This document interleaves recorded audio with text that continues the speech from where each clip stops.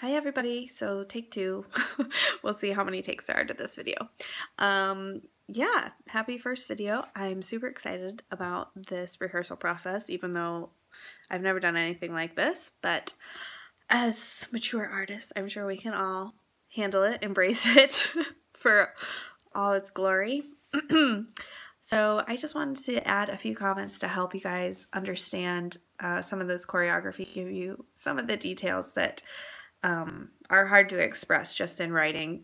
And when you're watching a video, it's hard to pull out all the little pieces that the choreographer really intends. So hopefully you've already watched the performance video. You've gotten an idea of what the overall feel of the piece is. Yeah,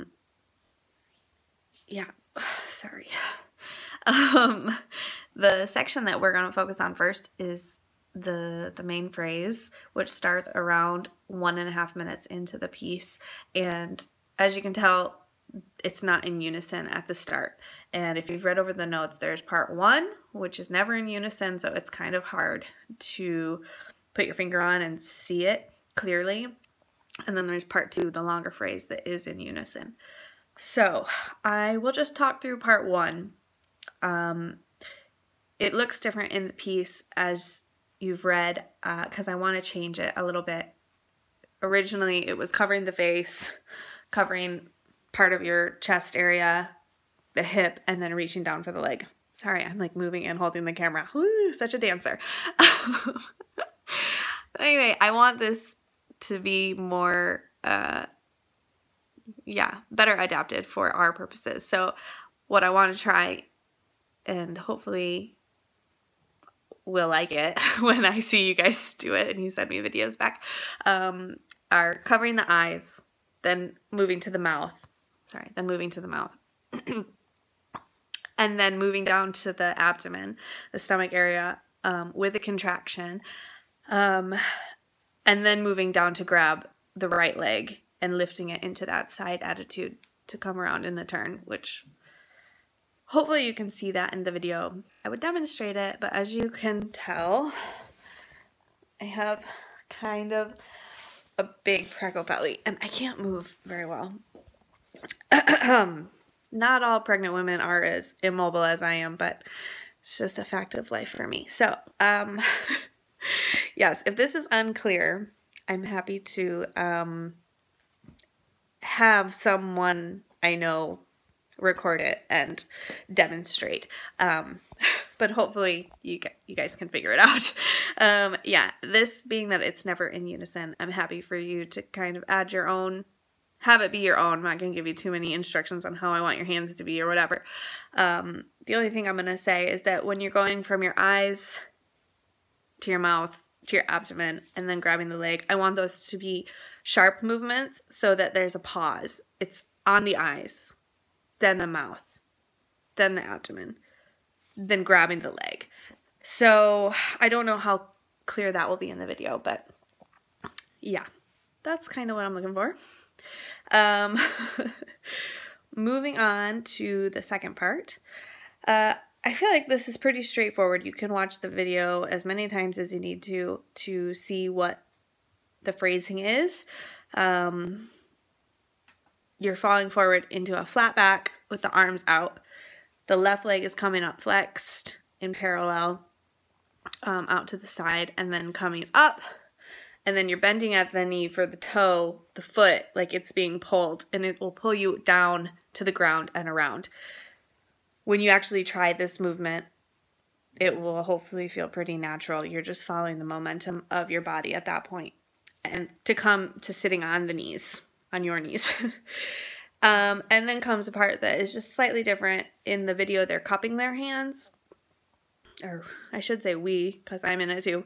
We're cupping our hands together, which represented something we were looking at, like some insecurity we were holding on to that we needed to let go of.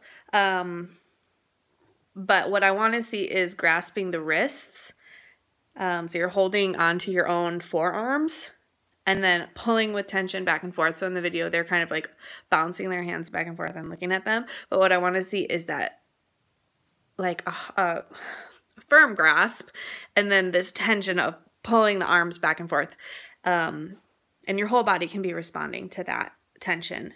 And then there's a frantic reach, and then a reach smack with the arm coming around and down, and it will be pretty loud. Hit the ground. And then the arm comes around. You roll onto your back with the staggered legs. It's your left leg that's closest to your body. Feet are flexed. And then you roll back to stand up.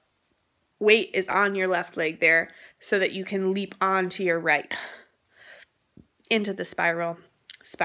And that should be really a lot of energy thrown into that.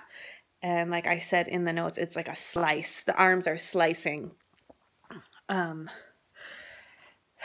Yeah, and really, really leaping as far and as deep as you can from one side to the other side. And then from there, stepping onto the right.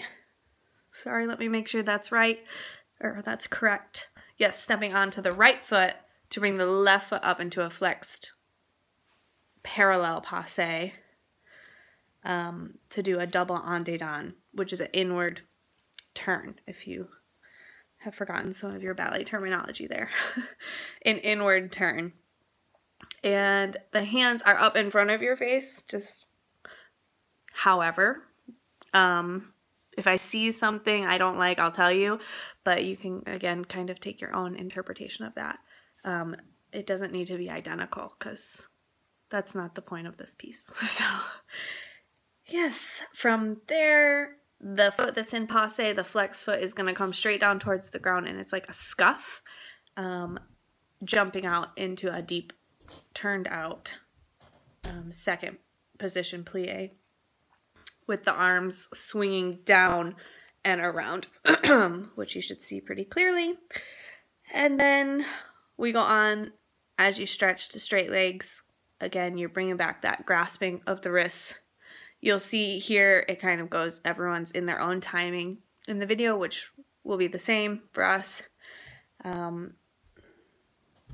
This last part, I don't feel like the dancers from this performance really showed very clearly. There was one dancer where I was like, oh, yes, she has it. But what I'm looking for is for that right leg to come in and you actually hold it with the head down. And it's really brief, but it's like a full closing in feeling before the leg and the arms shoot out with that backwards chug. And it may take a little practice. I know my dancers before, they just wanted to jump up. Maybe it's hard to chug backwards on one leg. Probably. I don't know. I didn't find it hard, but some of them did. So, yeah, just do your best. And as I say here, there's no off stage. So when you're watching the piece and you're seeing people running on and off stage, obviously those parts will be modified, because everyone will be in the stage space for the entire time. And that goes for between pieces as well. Throughout the whole program, pretty much everyone will be in the stage space, even if not everyone is dancing. So you can mentally be prepared for that. You will be in character for 40 minutes straight until the intermission. But hopefully it won't be too taxing, because if you're not dancing, the positions you'll be in won't be like les solfèges, where your arms are out and your head is like this, and then you're sweating and every part of you is shaking, and then you change. Anyway, if you've ever done les solfèges, you know exactly what I'm talking about. So yeah, if you have any questions, feel free to email me, to text me if you do that, to Facebook message me. You can send me one of those little voice recordings through Facebook. I love that.